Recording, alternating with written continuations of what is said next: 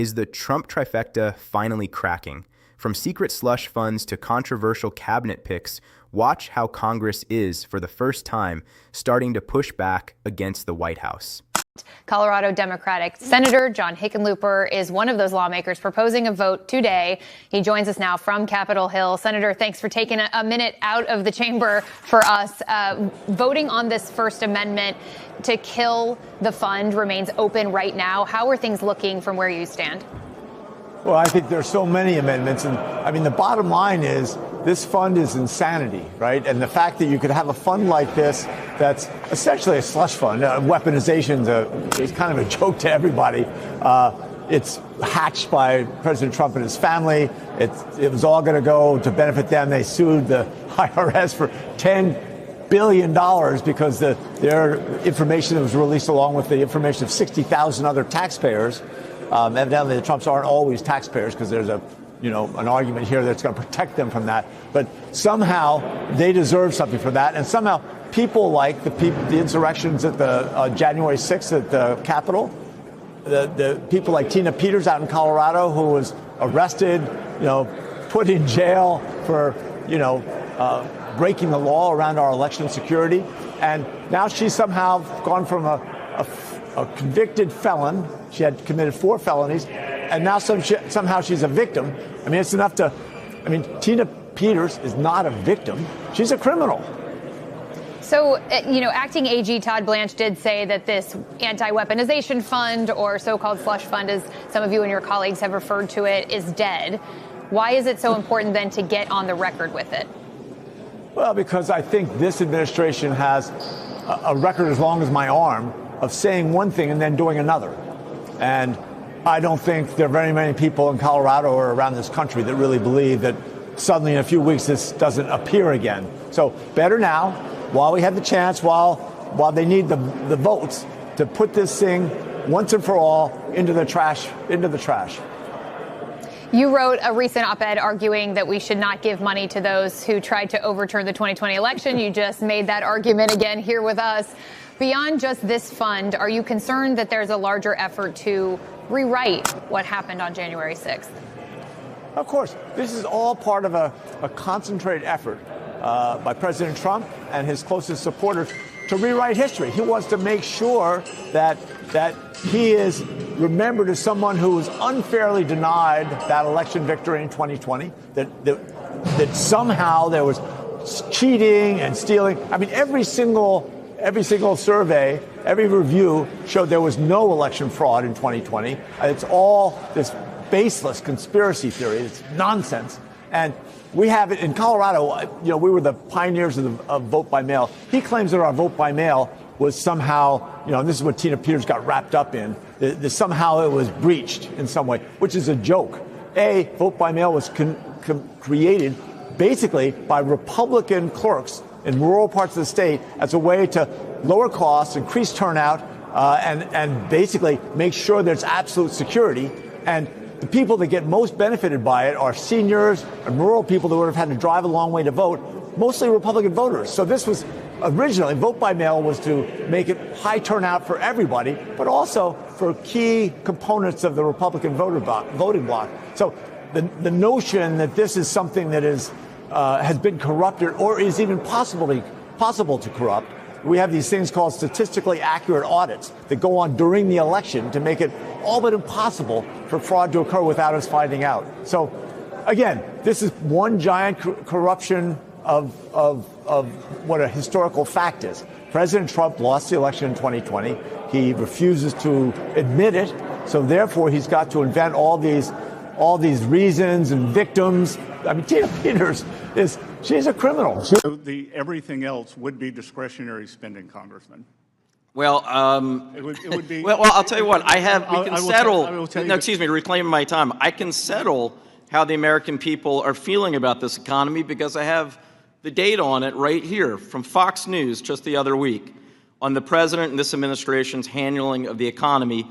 71% of the American people disapprove, including 40% of Republicans. On the president's handling of inflation, 72% disapprove, They disapprove, in fact, by a 3-to-1 margin over approval. So do you agree with the American people, or are they just wrong? Look, the American people were torched under the Biden administration. Oh, my God. I wish I had $1 for every time you or on someone on the Republican side brought up Biden's name. If I did, I might have as much money as you have, Mr. Secretary. You would have lost 22% of your purchasing power, because that's what happened. So the American people are wrong. The fact that by a 3-to-1 margin, they disapprove of this president and your performance on the economy. They're wrong. What happened to great people, great American people, the way they were victimized, the way they were savaged. You have suicides. They killed themselves. They went bankrupt. They were weaponized by the Biden administration, by a bunch of thugs, including Obama people. And like nobody's probably ever been. I mean, I can think of maybe 2 instances in this country where they've had it to somewhere that extent. I'm not even sure if it was so much. They were put in jail for long periods of time. They were accused of things that never happened. They had prosecutors that were radical lunatics, and their lives were destroyed. And frankly, we had a lawsuit that against us on the weaponization, where the judge, a radical left judge, ruled against it. And we'll see how that all works out. But a radical left judge ruled against it.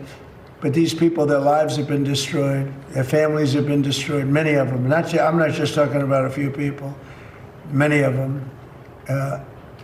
I'm one of them. They raided my house, Mar-a-Lago. That never happened. Nobody ever thought of a thing like that. It turned out that it was a total fake. Everything about it was fake and corrupt. We have all the information. You know, the good advantage to sitting here is we can get information that you wouldn't get by what we have and what we are going to be showing over the coming weeks and months. You're not even going to believe. Some of you will believe it, like CNN will believe it because they knew what was going on. They're crooked as hell. CNN's a very corrupt organization, but with a corrupt reporter standing right there. Never smiles. She never smiles. She's a young, beautiful woman, never smiles. I never see a smile off her face. I see her standing there with hatred in her eyes, like she has hatred because we have borders, because we have a strong military, because we cut our taxes, because we do things that everybody wanted, and then we win our election in a massive landslide. We win 87% of the counties in this country. Nobody's ever heard of a thing like that. And that's because we're doing the right job. And we took a detour down to Iran because we can't let Iran have a nuclear weapon under any circumstances. We can't let that happen. So the reporters should be happy. They shouldn't be unhappy. They should be very happy. Because you know what we're doing? We're saving our country. Excuse me, Mr. President, just to clarify on what you were asked earlier, is the $1.8 billion DOJ fund dead or is it on hold? It's, I'd have to ask the lawyers. I don't know. I know one thing, the weaponization. But what's your Are you talking decision about the weaponization fund? Yeah, what's your decision? The weaponization fund, as far as I'm concerned, was a beautiful thing. It was something I didn't make it, but I heard that. I thought that was the greatest thing because people like you have abused our people so badly. The fake news like CNN, like the New York Times, and like others have abused our people. Wait a minute, be quiet. Have abused our people so badly, and you should be ashamed of yourself. You used to be a conservative. She was a conservative from Alabama. Can you believe it? But CNN, in particular, CNN does such false reporting. But now they have new ownership, so maybe it'll straighten it out. I doubt it, but it's hard to straighten garbage out. But CNN has abused, and others have abused so badly. People, these are people that are great people that were destroyed. Their families have been destroyed. Many suicides. They committed suicide. People that went there with love. They went there with love. You know, when I made that speech early in the day, tremendous crowd. I hate to say because they'll say, oh, I was wrong on the number, but I believe it's the largest crowd I've ever spoken to by twice. The biggest crowd, I think, bigger than the inaugurations, bigger than anything. And there was so much love and friendship. It was the most amazing thing. People were crying. The prayer being confirmed by the U.S. Senate. I don't believe he's ever had a security clearance. He clearly has no experience in intelligence. He has no geopolitical experience, no international connections, the sorts of things you would look for. So it's not so unique that Tillis would be outspoken, but Senator Mitch McConnell also warned that someone who doesn't have the required national security experience wouldn't have his vote. As someone who has previously raised concerns about Pulte pushing for investigations into Trump's political enemies, do you think there will be enough Republicans with concerns to stop him from getting this job? There obviously have been now a few Republicans who have come out and opposed this nomination. I'm happy to see that. I hope they'll do the same for Todd Blanche. Remember, Mr. Pulte has zero experience in national security. No experience, and as it relates to the important information that our intelligence agencies share with each other and that are used to protect our country and allies and Americans abroad. And this idea that we're going to put somebody with zero experience, whose main job was basically to go after Donald Trump's enemies as it relates within his powers within running some of our mortgage programs here in the United States, is ridiculous. He has no business heading up our national intelligence programs. And certainly what's really important here is why he's being actually appointed. It's because he's a Donald Trump loyalist. He's Donald Trump's friend. He's been loyal to the president. He's gone after some of the president's political enemies, like Tish James, like Senator Adam Schiff. And so it's ridiculous that he would then lead our intelligence agencies. And so senators, again, should oppose this. I mean, look, I know Donald Trump's only got 2 years left in office, but he's absolutely, these appointments are crazy. Ivanka and her dad and the Kushner family for a few reasons. One, it demonstrates how they have no regard for the sovereignty and rights of other nations, especially nations that aren't rich and powerful, right? Nations like Albania, not a particularly rich and powerful nation, but a proud nation full of proud people who want to govern their own country and live life the way they want. And this is seen as an infringement on that. Also, the foreign policy preferences of the Kushners and Trumps, especially regarding Israel, not popular with a lot of regular folks in Albania. And let's also be clear, this is a bit on the nose for people, and I'm not suggesting this is the explicit intent, but it's what a lot of people are reading into it. Donald Trump for a long time had a friend. We don't need to name that friend. And that friend owned a series of properties. That friend owned a series of properties in New York, in South Florida. They owned a ranch in New Mexico. Oh, and yes, they happened to own an island, and they would use their plane at times to fly to that island. Now, there's a whole debate about whether Trump even went to the island, but the island was kind of an important aspect of this very close friend of the Trump family's, power. And it was on this island that a whole bunch of unspeakable things happened.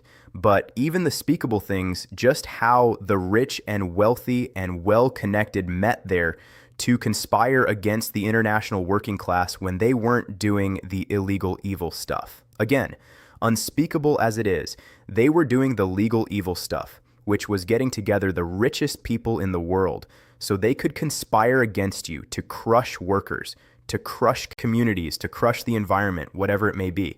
But now that island's gone. I mean, the island's still there, but it's not really the place it was. So now it looks like Trump's family is creating yet another island. Will the really bad stuff happen there? God, I hope not. But I can guarantee you the perfectly legal yet still evil stuff is the purpose of the island. And that's why people